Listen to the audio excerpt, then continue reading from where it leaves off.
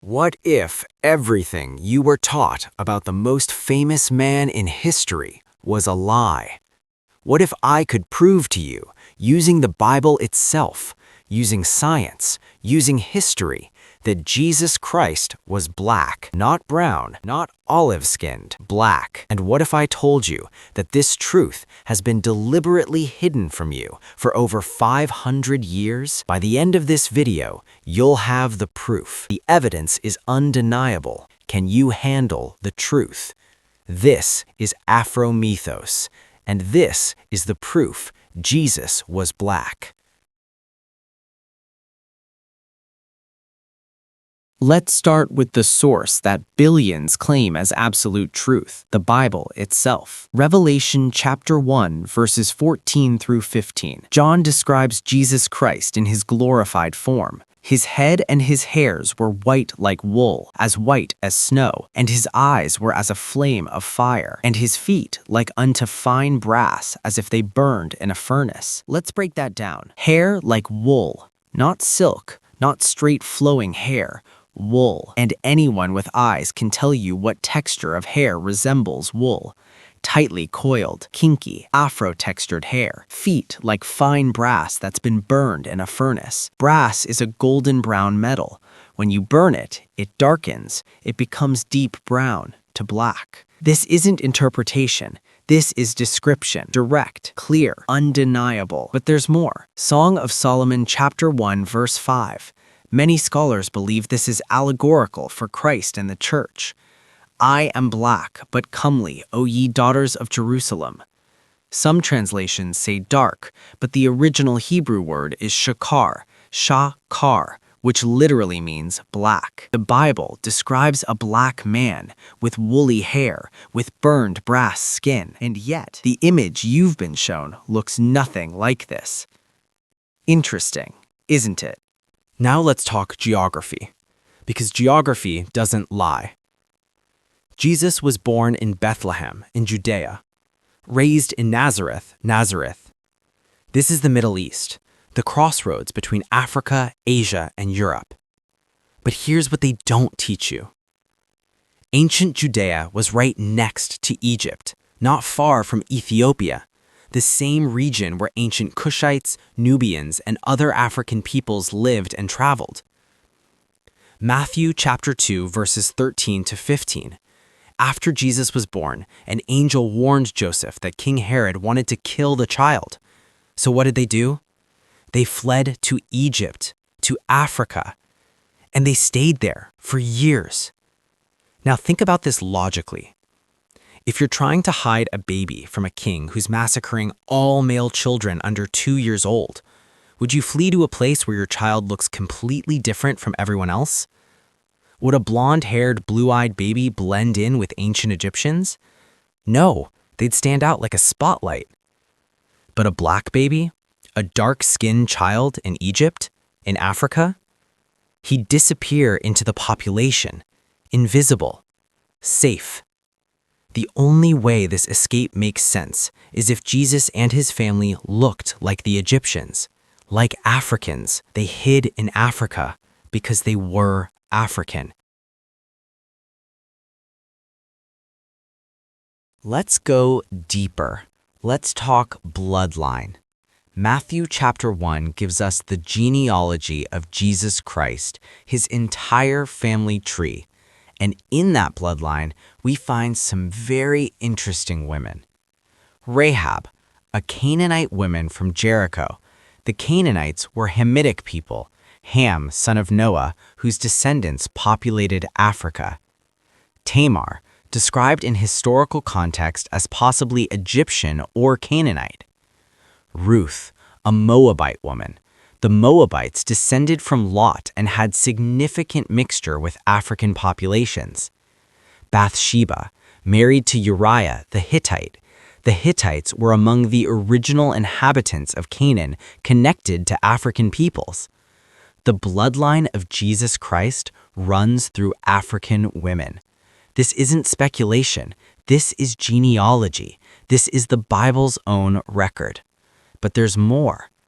Moses, the great prophet, The lawgiver, the man who spoke to God face to face, married an Ethiopian woman, Zipporah, from the land of Cush, from Africa. Numbers chapter 12, when Miriam and Aaron spoke against Moses for marrying this Ethiopian woman, God himself struck Miriam with leprosy as punishment. God defended the union between a Hebrew man and a black African woman. The Israelites spent 400 years in Egypt, 4 centuries. They didn't just visit, they lived there, they married there, they had children there. You cannot spend 400 years in Africa and remain genetically European.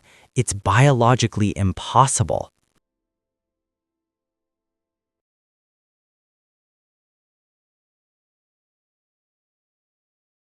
Let's bring in the historians, the people who were actually there. Josephus Flavius, the Jewish Roman historian who lived in the 1st century, described the people of Judea as having dark complexions. Tacitus, the Roman historian, described the Jews as looking similar to Ethiopians. The early church fathers, before Europe took over Christianity, never depicted Jesus as white. Never. In the Roman catacombs, the earliest Christian art shows Jesus with African features: dark skin, broad nose, tightly curled hair. In Ethiopia, the oldest continuous Christian nation on earth, Christianity has existed for over 1,700 years. And for 1,700 years, they have depicted Christ as black. Not because of cultural preference, but because that's what he looked like.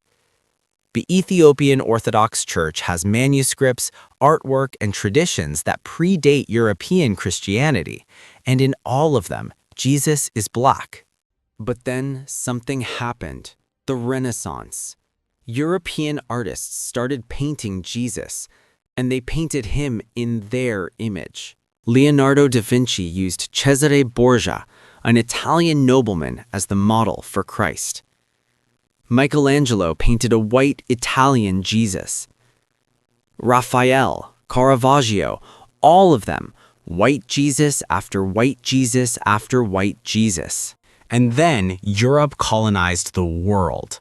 They took their white Jesus to Africa, to Asia, to the Americas, and they said, "This is God. This is holiness. This is what divine looks like."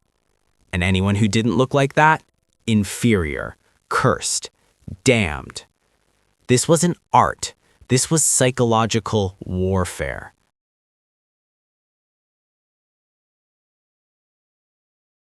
Still not convinced? Let's bring in the scientists. In 2001, forensic anthropologists from the University of Manchester, working with Israeli archaeologists, used Semitic skulls from the 1st century to reconstruct what a typical Jewish man from Galilee would have looked like.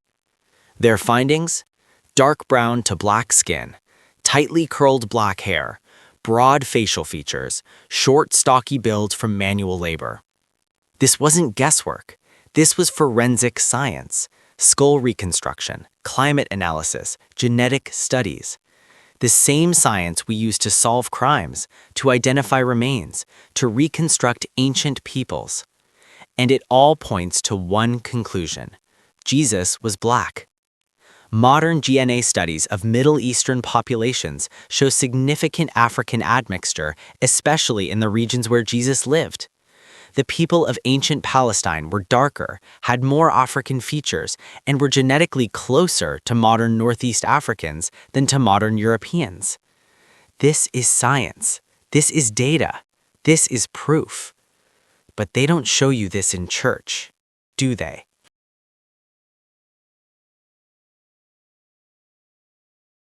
Now I know what some of you are thinking. Does it really matter what color Jesus was? Isn't it about the message? And yes, the message matters. Love, justice, compassion. That's eternal. But here's why the image matters too. For 400 years, black people were enslaved and told they were cursed by God. They were shown a white Jesus and a black devil. They were taught that their skin, their hair, their features were evil. They were forced to worship their oppressor's image as God. Do you understand the psychological damage of that? The spiritual violence? When you tell a people that divinity doesn't look like them, you program them to hate themselves.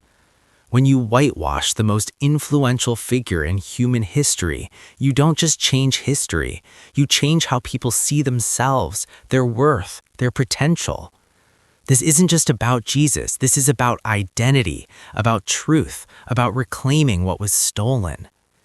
Jesus stood with the oppressed. He challenged empire. He defended the poor.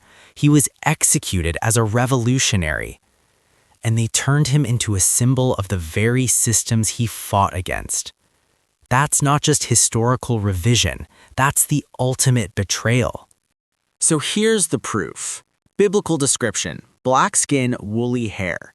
Geographical evidence: born in the Middle East, fled to Africa, hid among Africans. Bloodline: African women in his ancestry. Historical records: described as dark-skinned by contemporary historians. Scientific reconstruction: dark brown to black skin, African features.